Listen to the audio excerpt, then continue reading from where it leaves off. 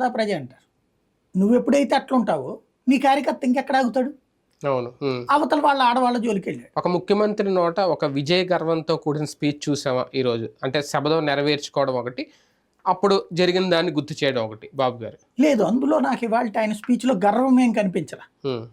బాధ్యతగా మాట్లాడారు ఒక రకంగా. అంటే సభ ఇలా ఉండాలని కోరుకున్నాను నేను అన్నటువంటి బాధ్యతాయుతంగా. అంటే సభలో నెరవేర్చుకున్నాడు ఆటోమేటిక్ ఒక విజయ గర్వం అనేది ఒక వీరుల్లో కనిపిస్తుంది. అది కనిపించింది కాకుండా దాన్ని బాధ్యతగా మాట్లాడారు.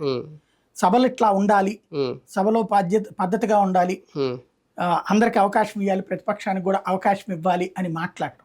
బట్ ఈ మాట బానే ఉంటది, చేత రేపు పొద్దున్న చూపించాలి. మాట పరంగా అయితే చంద్రబాబు గారు చాలా పర్ఫెక్ట్ గా మాట్లాడతారు, పర్ఫెక్ట్ ఇష్యూ ఉంటుంది.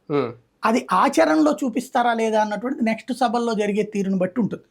నా దృష్టిలో సభ అంటే నేను గమనించినటువంటి అనేక సభల్లో చూసుకున్నప్పుడు పాత రోజుల్లో అప్పుడు అనేవాళ్ళు, మేము ఫస్ట్ కెరీర్లోకి అడుగుపెట్టిన టైంలో సభలు చూసినప్పుడు అంతకుముందు చాలా విలువలు ఉండేవి. పుచ్చలపల్లి సుందరయ్య గారు, వెంకయ్యనాయుడు గారు వీళ్ళందరూ ఉన్నప్పుడు, జయపాల్ రెడ్డి గారు వీళ్ళందరూ ఉన్నప్పుడు అనేవాళ్ళు. అదేదో మనం చూడలేదు, లైవ్లు లేవు ఆ రోజుల్లో. లైవ్ల సిస్టమ్ అనేది వచ్చింది చంద్రబాబు గారు వచ్చిన తర్వాత. అంతకుముందు లైవ్లు ఉండేది కదా, అసలు అవి పేపర్లో చదువుకుని ఉండేవాడు. కానీ మనం లైవ్లు చూడటం బిగిన్ చేసిన